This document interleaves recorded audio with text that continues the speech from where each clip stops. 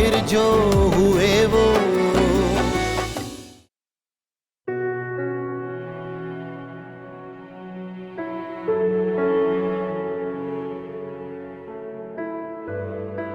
बेटा इनाया, अगर किसी चीज की जरूरत हो ना तो वो किचन में फरियाल है, उसे बोल देना मेरा बच्चा। मैं जरा जोना को ना यूनिवर्सिटी छोड़ के आती हूँ। अम्मी आप क्यों जाएंगी यूनिवर्सिटी? बाबा कहाँ है? तुम्हारे बाबा ने साफ कह दिया है कि अब मैं रोज रोज इसे यूनिवर्सिटी छोड़ने नहीं जा सकता। ठीक कहा है भाई, कोई मुलाजमत करते हैं किसी की, ड्राइवर है वहां पे, तुम्हारे नखरे ही नहीं खत्म होने का। अम्मी बाबा को बोले ज्यादा बहाने ना बनाए। अब 10 मिनट की तो बात है, इस 10 मिनट में स्टूडेंट पर मेरा क्या इंप्रेशन पड़ता है इसका आपको अंदाजा नहीं है। इसलिए भाई मैं नहीं जा रही यूनिवर्सिटी। ये क्या बदतमीजी है? क्या मतलब है तुम्हारा इस बात का कि बाबा तुम्हें यूनिवर्सिटी छोड़ने जाते हैं तो तुम्हारा इंप्रेशन अच्छा बनता है, और बाबा का इमेज? क्या बताया हुआ तुमने यूनिवर्सिटी में कि ड्राइवर है वो तुम्हारे? ओ हेलो, मैंने ऐसा कुछ नहीं कहा है। जितना मैं तुम्हें जानती हूँ ना, तुमने तो ये भी नहीं बताया होगा कि वो हमारे बाबा है। देखो वो हमारे बाबा है तो इसमें फख्र मनाने वाली कौन सी बात है? जोना, शर्म तो नहीं आती इस तरह की बात करते हुए अपने बाबा के बारे में? ये तरबियत की है इस लड़की की मैंने। यही कुछ सीखने जाती है ये यूनिवर्सिटी, समझ गई हूँ आज मैं। ऐसी कोई यूनिवर्सिटी नहीं है माँ जहाँ ये सब कुछ सिखाया जाए। इसका अपना दिमाग खराब है, बदतमीज होती जा रही है। हो गया आप दोनों का? मैं एक काम करती हूँ, मैं अकेले यूनिवर्सिटी चली जाती हूँ, किसी को भी मेरे पीछे आने की जरूरत नहीं है। जोनी माँ, अब ये खाएगी मुझसे, जूते खाएगी। अच्छा आप जाएं, आप छोड़ आए उसको। तुम देखो तो सही कैसी बातें कर रही है तेरे बाबा के बारे में। इसे तो मैं पूछती हूँ।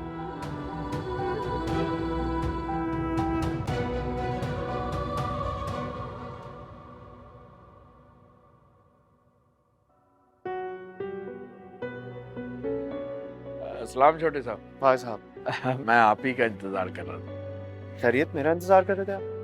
जी जी सब खैरियत है। वो मेरी बेटी है ना अनाया। अनाया? वही छोटे साहब जिसके लिए आपने इतना कुछ किया है। वो नादान आपकी अच्छाइयों को समझ ही नहीं रही। मैं उसके रवैये की आपसे माफी मांगना चाहता था। प्लीज करिए बाबा, आप मुझे इस तरह शर्मिंदा मत कीजिए। देखिए उस दिन जो कुछ भी हुआ, मुझे नहीं ऐसा लगता कि उसके लिए आपको मुझसे माफी मांगने की जरूरत है। और वैसे भी आपको कभी भी मेरी जरूरत हो, मैं आपके साथ। बहुत बहुत मेहरबानी छोटे साहब, आप वाकई बहुत अच्छे हैं। अल्लाह आपको हमेशा खुश रखे। अपना ख्याल रखिए। जिसे देखो बस एक ही रट, दुल्हन कब आएगी, दुल्हन कब आएगी। अरे ऐसे जैसे दुल्हन में हीरे जवाहरात लगे हैं, उसे लाके घर में सजा दूं। रुको मियाँ, अब माँ दुआ सलाम से भी गई। यूं मुंह भुला के कमरे में क्यों जा रहे थे? ऐसा क्या कर दिया हमने?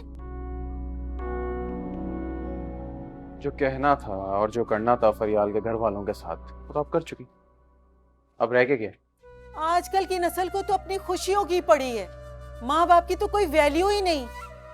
अरे भाई, जेवर का मुतालबा करके मैंने ऐसा क्या गलत कर दिया? तुम्हारे ससुर इतने बड़े घर के ड्राइवर हैं, अगर मदद के लिए कहेंगे तो 4-5 लाख तो यूं निकाल देंगे।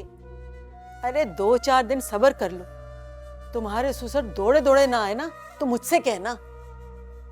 और अगर ना आए तो फिर? अरे एक नहीं 10-10 लड़कियों के रिश्ते यूं लाइन में लगा दूंगी। हमें अगर उन 10 लड़कियों में से कोई मुझे पसंद होती ना, तो मैं फरियाल का इंतखाब ना करता।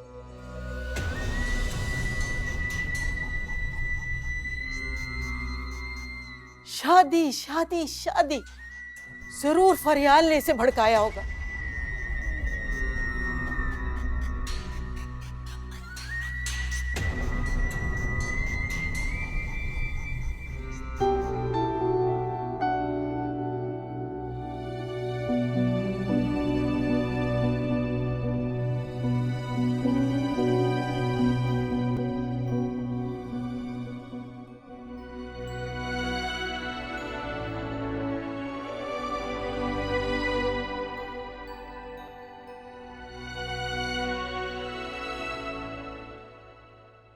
सब्जी। तो इस महंगाई के जमाने में रोज रोज गोश्त और चिकन तो बन नहीं सकता। क्या हो गया? आप क्यों जलते कोयले की तरह इतना दहक रही हैं? बाबा गए हैं मुनीब के घर। क्या? कोई फायदा नहीं होने वाला। आपकी जो सास है ना, वो 10 मुतालबे लेके बैठ जाएंगी। बेचारे हमारे बाबा अपनी परेशानियां बांटने के लिए वहां गए और वहां से 100 परेशानियां लेते हुए आएंगे। तुम तो ना चुप ही रहा करो, कभी मुंह से अच्छी बात ना निकालना।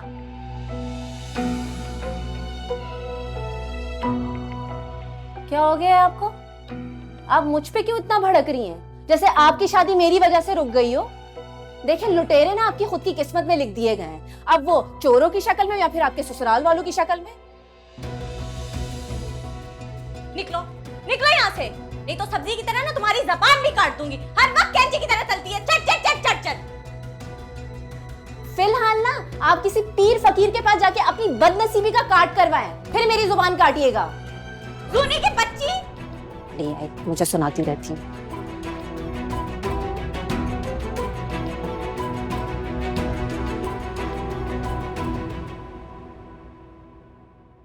साहिब औलाद आप भी हैं और मैं भी। फर्क सिर्फ इतना है कि आप बेटे के वालिदैन हैं और मैं बेटियों का बाप। बेटियों के मामला बड़े नाजुक होते हैं हमीद भाई। आप लोगों का एक फैसला बच्चों का घर बसा सकता है। अरे तो हम कौन सा घर उजाड़ने पे बजिद हैं? ले दे के मामला निपटा दीजिए, हम बहू को रुखसत करा के ले आएंगे। लेकिन मैं इतनी बड़ी रकम इकट्ठी कहां से लेकर आऊंगा? तो बच्चों का घर बसाने का ख्याल भी दिल से निकाल दें। ऐसा ना कहें गजाला बहन, मैं बहुत उम्मीद लेकर आपके पास आया हूँ। हमने भी बड़ी उम्मीद लेके बैंक से कर्ज उठाया था कि बेटे की शादी धूमधाम से करेंगे। हुआ क्या? उल्टा बैंक के कर्जदार हो गए। बैंक तो हमसे पैसा वापस लेगा, वो भी बहमाए सूद के। उसे इससे कोई गरज नहीं कि पैसा कहाँ और कैसे डूबा है। देखिए, मैं आपकी परेशानी समझ रहा हूं, लेकिन मैं भी मजबूर हूं। जितनी रकम आप कहेंगी मैं आहिस्ता आहिस्ता करके आपको लौटा दूंगा। मुझ पर भरोसा करें। 50,000।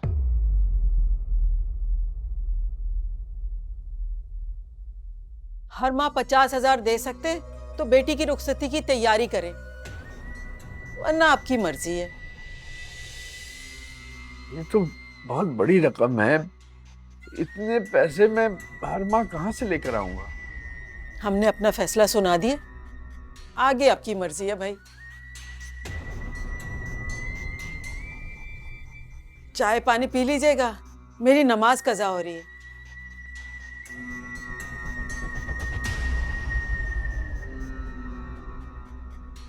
भाई पानी पिया, मैं इसको समझाने की कोशिश करता हूँ।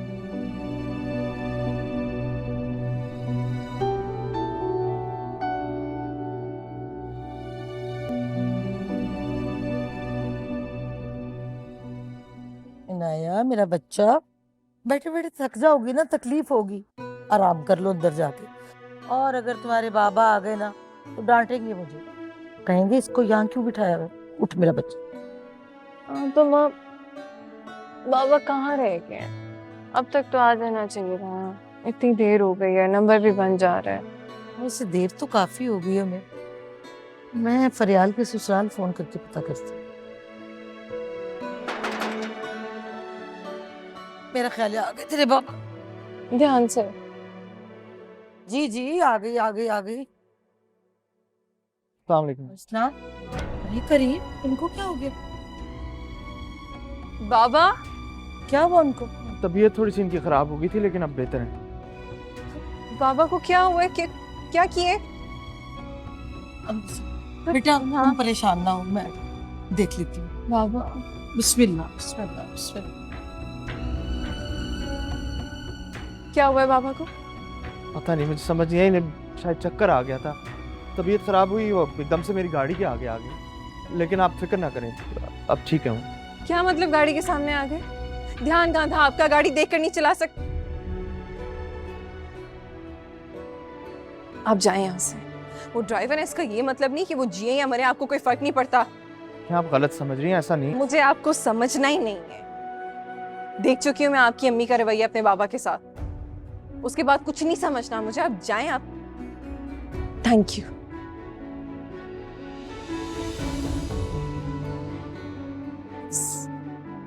मेरी का फायदा बेदहानी में गाड़ी।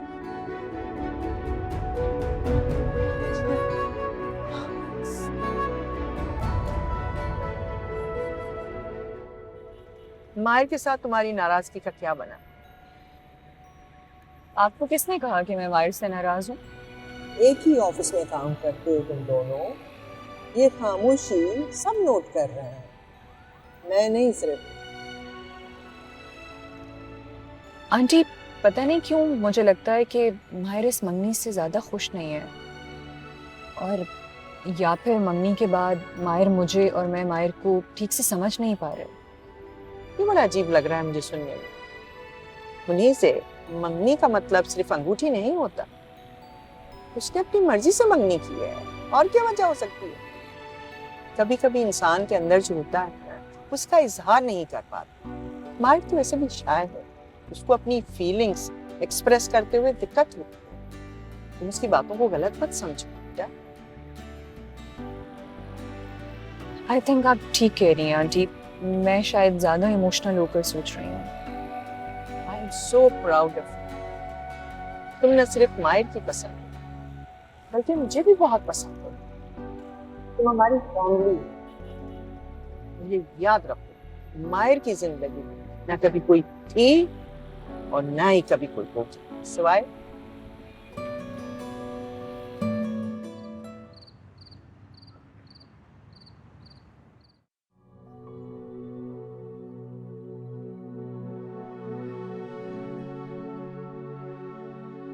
जाओ बेटी, जाकर आराम करो, मैं अब ठीक हूँ।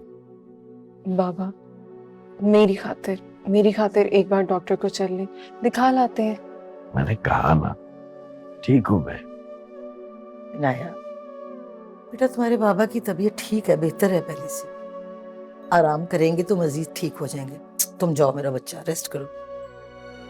एक बार मुमताज, लेके जाओ इसे। जी अच्छा, उठो उठो, बहन को बेटा कमरे में लेके जाओ। उठ जा मेरा बच्चा, बिस्मिल्लाह, पकड़ बहन।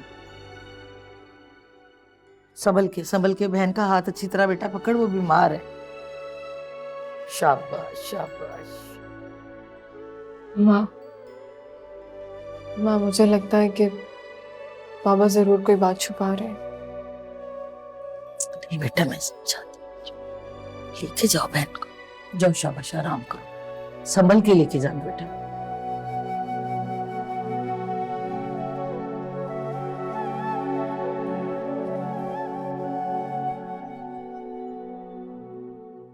करीम, किस बात की परेशानी आपने अपने दिल पे ले ली? क्या फरियाल के ससुराल वालों ने कुछ कह दिया? मैं तुम्हें क्या बताऊं?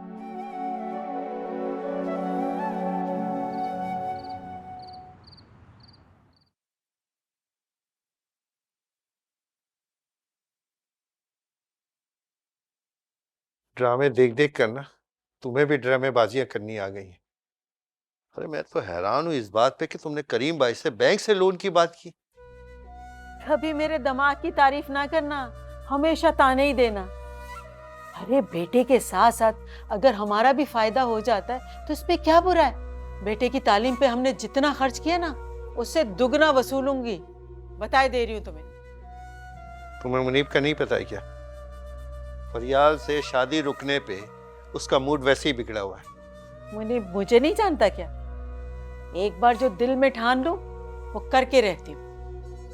देख लो गजाला, उस बेचारे गरीब पे इतना दबाव मत डालना कि वो अपनी जान से हाथ धो बैठे। मैं अपने डिग्री याफ्ता बेटे को ऐसे किसी के हवाले कर दूं? अरे अपने बेटे की आला तालीम पे मैंने जो कुछ खर्च किया, आज उसे वसूलने का वक्त आया है तो तुम मुझे नसीहतें करने बैठ गए। एक बात कान खोल के सुन लो अमित, मैं फरियाल को खाली हाथ कबूल नहीं करूंगी। पैसों का इंतजाम तो करना ही पड़ेगा उन्हें। और मुनीब का क्या करोगी तुम? मुनीब जानता है उसकी माँ जो कुछ कर रही है उसके फायदे के लिए ही कर रही है। हाय।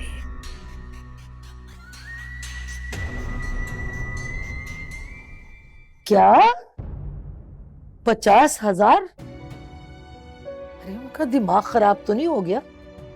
बैंक से इतने पैसे लेने के लिए हमने कहा था। अपने बेटे की शादी कर रहे हैं या कुछ सौदेबाजी कर रहे हैं? हम तो सादगी से शादी करना चाहते थे। अपनी औलाद की खुशी देखना हर माँ बाप का अरमान होता है मुमताज, और मुनीब उनका इकलौता बेटा है। आप कुछ भी कहें, लेकिन मुझे उनकी नीयत ठीक नहीं लगती। आप खुद सोचे ना कि फरियाल के साथ साथ हमें अपनी दूसरी 2 बेटियों की भी तो शादी करनी है ना। तुम जज्बाती हो रही हो मुमताज। क्या जज्बाती हो रही हूं? करीम, कहीं आप उन लोगों से कोई वादा तो नहीं कर रहा है? मैंने उनसे कोई वादा तो नहीं किया है, लेकिन मैं बेटी की खुशी को नजरअंदाज भी तो नहीं कर सकता।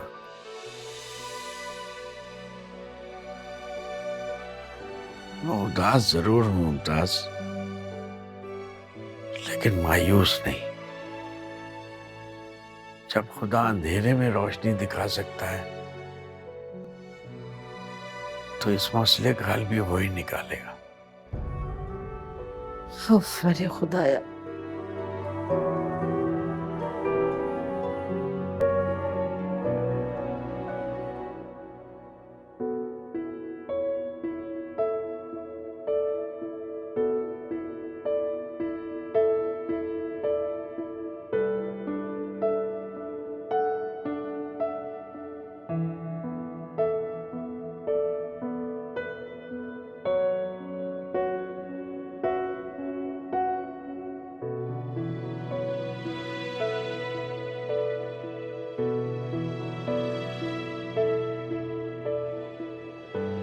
आप जाएं यहाँ से। वो ड्राइवर है, इसका ये मतलब नहीं कि वो जिए या मरे, आपको कोई फर्क नहीं पड़ता।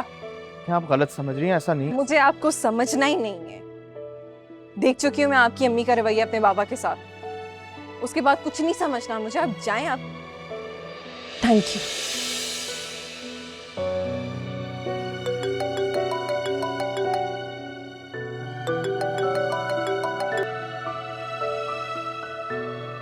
हाँ मुनीज़े।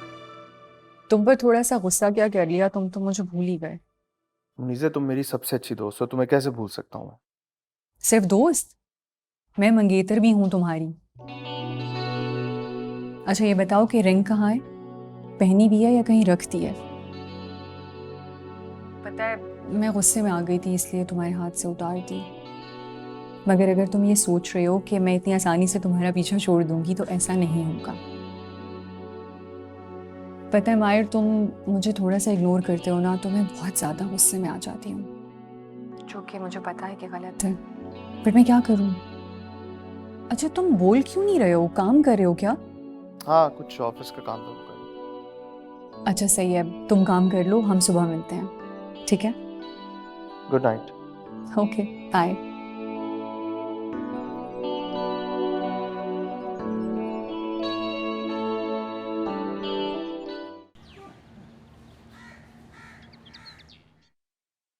मुझे तुमसे ये उम्मीद नहीं थी अनाया। आज पहली बार तुमने मुझे मायूस किया है। किसी का एहसान तो इंसान मरकर भी नहीं चुका सकता। तुमने साहब का एहसान मानने के बजाय उन्हें बुरा भला कहा। उस दिन हॉस्पिटल में भी मैं साहब से तुम्हारी नाराजगी की वजह नहीं जान सका, मगर जब वो मुझे घर छोड़ने आए तो तुमने शुक्रिया तो दूर, उन्हें घर से जाने को कहा। ऐसा कुछ नहीं कहा मैंने बाबा। तुम्हारी माँ ने मुझे सब कुछ बता दिया है। अच्छा नाराज मत हो ऐसे, सॉरी, माफ करते हैं। अब साहब से तो सॉरी मुझे कहना पड़ेगा ना। क्यों? आपने क्या किया है? आपने तो कुछ भी नहीं किया, आप क्यों सॉरी कहेंगे? और वैसे भी पापा छोटे हैं वो उम्र में आपसे, अच्छा थोड़ी लगेगा कि आप उनसे माफी मांगे। बेटा भले ही वो मुझसे उम्र में छोटे हो, लेकिन इंसानियत में वो बहुत बुलंद है। हर कोई गरीब का मसीहा नहीं बनता।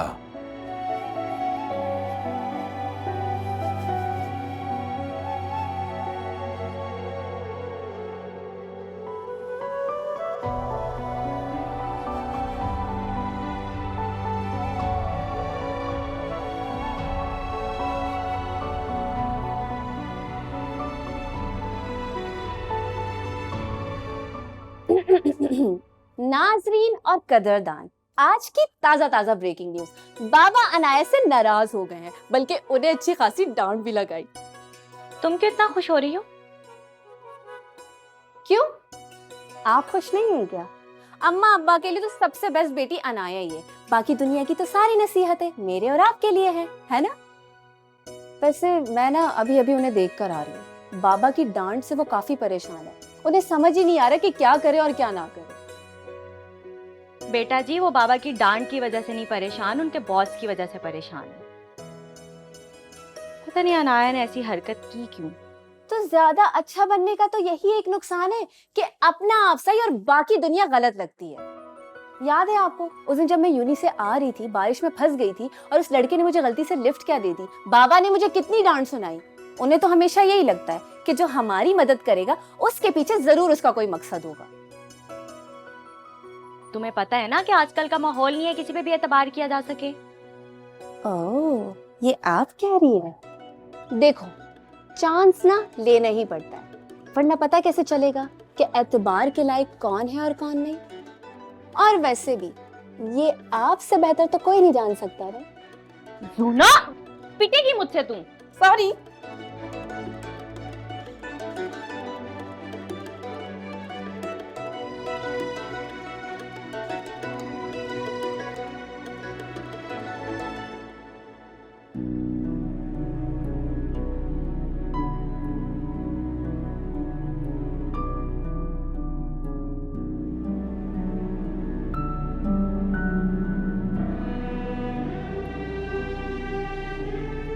तो जो प्लान है we should stick to with that plan, right? Back to work now.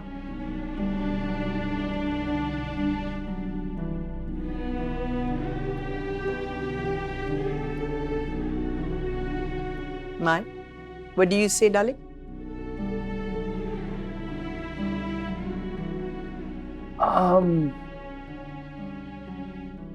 मुझे पता है अम्मी, आपको अपना प्लान बिल्कुल ठीक लग रहा है एंड यू आर सैटिस्फाइड, लेकिन मैं ये भी जानता हूँ कि आपको बिल्कुल नहीं पसंद कि कोई इंटरफेयर करे आपके आइडियाज, आपके जो भी एग्जीक्यूशन प्लान्स होते हैं। लेकिन ये लोग हमारे साथ 35 साल से काम कर रहे हैं और ये हमारी प्रॉफिट, हमारी सक्सेस का हिस्सा है। हमारी कंपनी की वजह से इन लोगों का घर चलता है और इन लोगों की वजह से हमारी कंपनी चलती है। आप जो मशीनरी मंगवाना चाह रही हैं वो ठीक है, कंपनी का उसमें फ़ायदा तो है, लेकिन we lose around 70% of our labours और ये ज़्यादती होगी। मुझे ऐसा लग रहा है कि हम इन्हें शायद बीच रास्ते में छोड़ देंगे। बट अगेन, पता है आप खुश हैं अपने प्लान से, लेकिन मैं नहीं।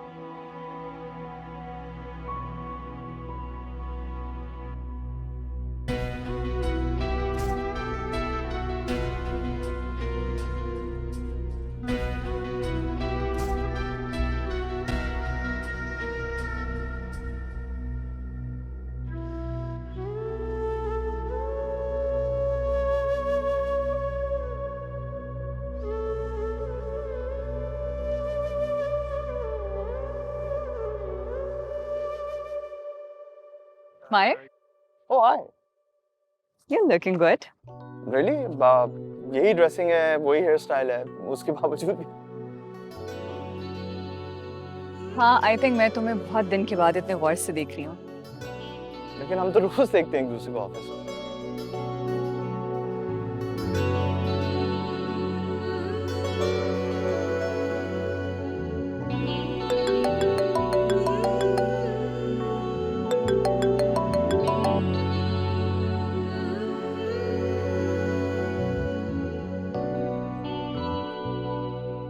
हाँ, मिलते तो हैं, मगर मैं तुम्हें जानबूझकर इग्नोर कर रही थी ताकि तुम मुझे नोटिस करो।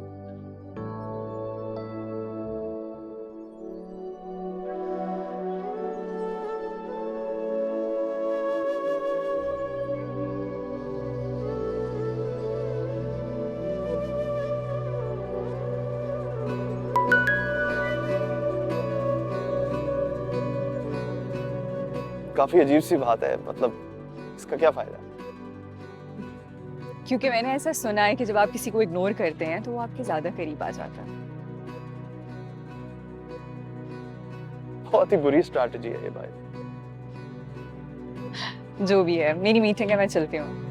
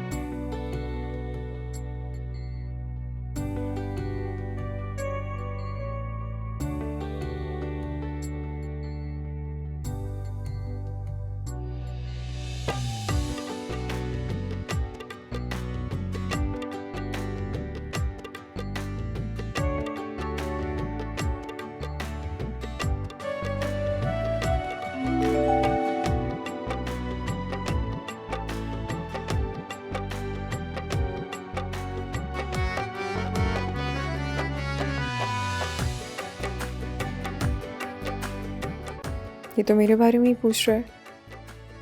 अगर मैंने इसे बता दिया तो ऐसा ना हो कि मेरा गुस्सा बाबा पर ही उतारते। अच्छा सही है, बाबा खुद संभाल लेंगे।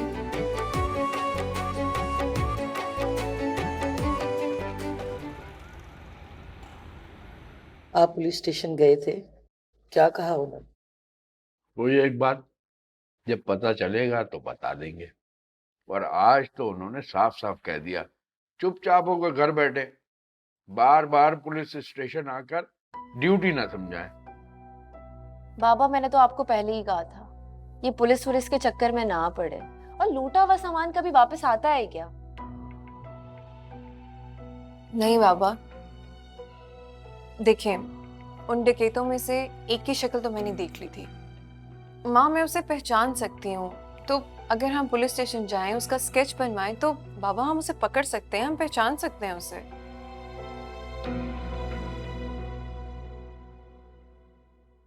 बेटा, मेरे सामने तो तुमने ये बात कह दी है, किसी बाहर वाले के सामने मत कहना। क्यों बाबा? जब हम उस चोर की शिनाख्त कर सकते हैं तो हम किससे डर रहे हैं? बेटा, मैं तुम्हें डरा नहीं रहा, मोहतात रहने के लिए कह रहा हूं। मैं तुम तीनों में से किसी की भी जिंदगी खतरे में नहीं डाल सकता। बेहतर यही है कि इस हादसे को भूल जाओ।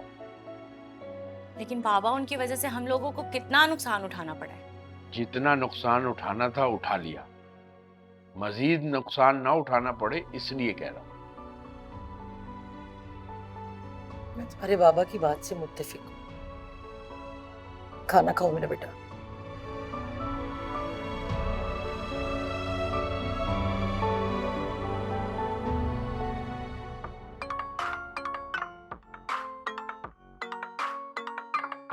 हेलो हेलो जी, सुबह इस नंबर से कॉल्स आई हुई थी, मिस कॉल्स थी। वो कोई काम था आपको? अरे ये तो छोटे साहब की आवाज थी ना? जी बाबा, वो सुबह मैं कॉल कर रही थी उन्हें सॉरी करने के लिए, ताकि आपको उनके आगे शर्मिंदा ना होना पड़े।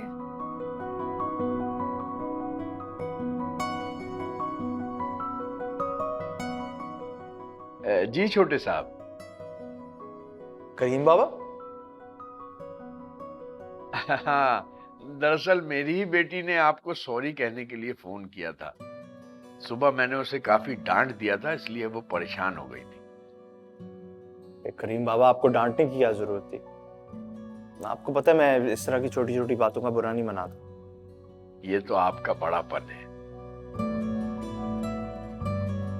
नहीं, मैं बिल्कुल भी बड़ा नहीं हूँ। बस यूं समझ लें कि मैं आपकी बेटी की तरह। अच्छा अच्छा, क्यों नहीं बेटा, क्यों नहीं। आओ।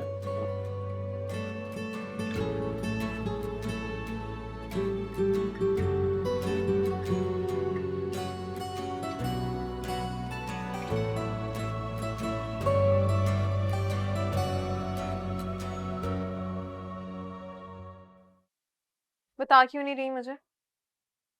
बाबा गए थे ना आज परियाल के ससुराल, क्या कहा उन लोगों ने? जो भी कहा, तुम्हें फिक्र करने की कोई जरूरत नहीं। तुम्हारे बाबा और मैं जो है ना, खुद ही संभाल लेंगे। तुम अपने हाल पे रहम खाओ बेटा, तुम्हारी तबीयत ठीक नहीं है।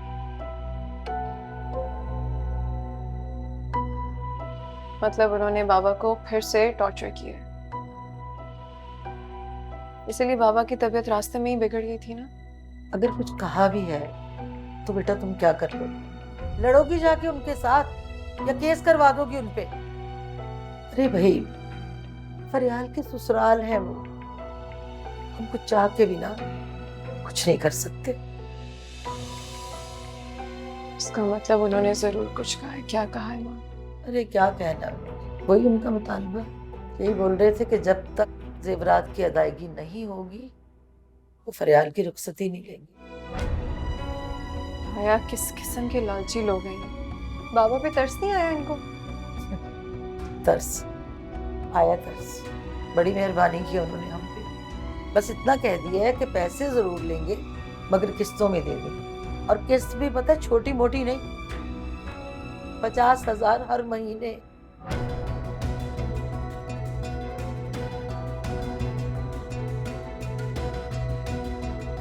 फिक्र नहीं करो, हो जाएगा कुछ ना कुछ।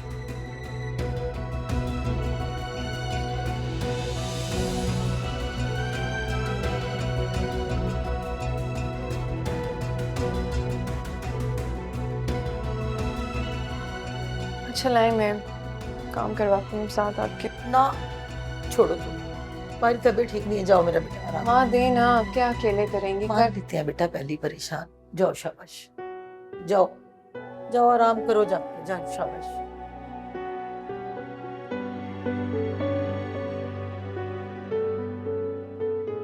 तो ख्याल आ गया तुम्हें मेरा?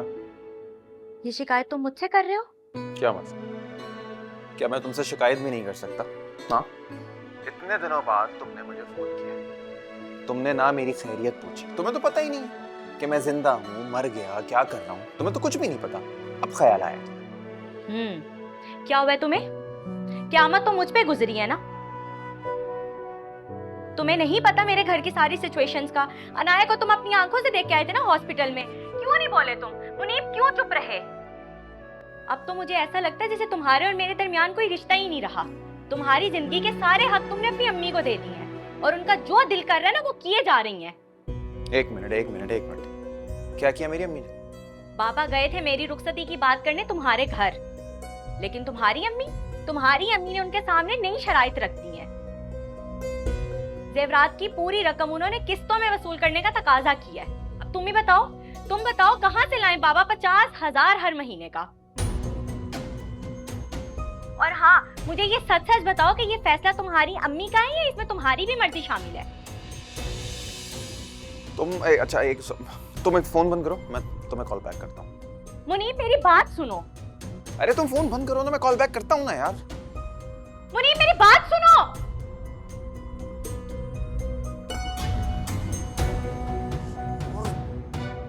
अम्मी, अपने गुस्से पे कंट्रोल करना सीखो फरियाल। तुमने तो अपने दिल की भड़ास निकाल दी मुनीब भाई पे, लेकिन कल को शादी के बाद यही बातें तुम्हारे लिए कितना इश्यू बनाएंगी, तुमने कभी सोचा है?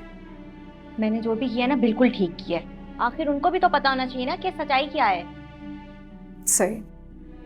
मुनीब भाई ने अगर आंटी को ये बता दिया या आंटी को ये पता चल गया कि ये सारी बातें तुमने उनको बताई हैं, तो तुम्हारी क्या इज्जत रह जाएगी उनकी नजर में? मैंने मुनीब को ना सिर्फ सच्चाई से आगाह किया है।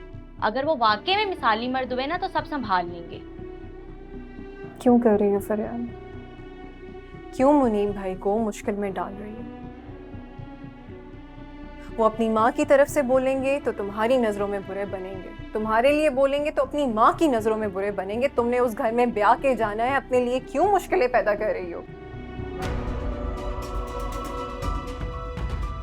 अच्छा, गजाला आंटी को मत समझो, मुनीब भाई को समझने की कोशिश करो। तुम्हारी पसंद की शादी है, और फरियाद पसंद की शादी में ऐसी 100 सिचुएशंस आती हैं यार, उनको डील करना होता है, ये सब कुछ नहीं करना होता।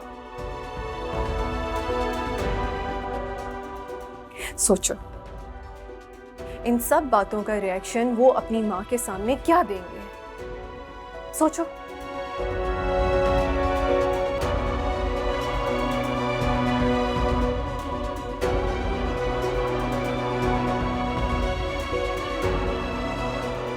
मुझसे क्या पूछते हो? सारी बातें तो अपनी होने वाली बीवी से सुन के आ गए हो, ये भी पूछ लेना था।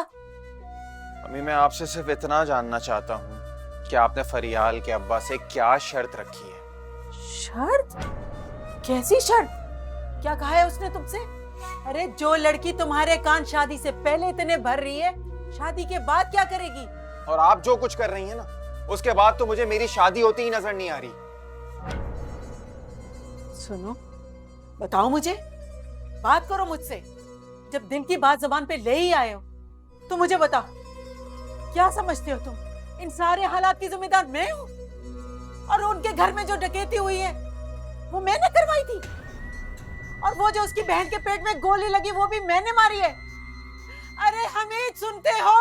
तुम्हारा बेटा कैसी कैसी तोहमत लगा रहा है। खुदा का वास्ता चुप चुप, मैं आप पे कोई तोहमत नहीं लगा रहा हूँ। मैं क्यों कोई तोहमत लगाऊंगा? लेकिन आपने जो हालात बना दिए हैं ना, अब मैं रुक नहीं सकता। क्या करोगे तुम? क्या ठान रखी है तुमने?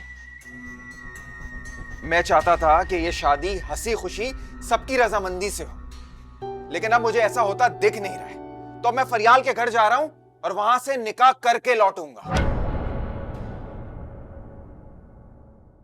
दिल है ना खुदा मेरा सनम तो, बेवफा फिर जो हुए वो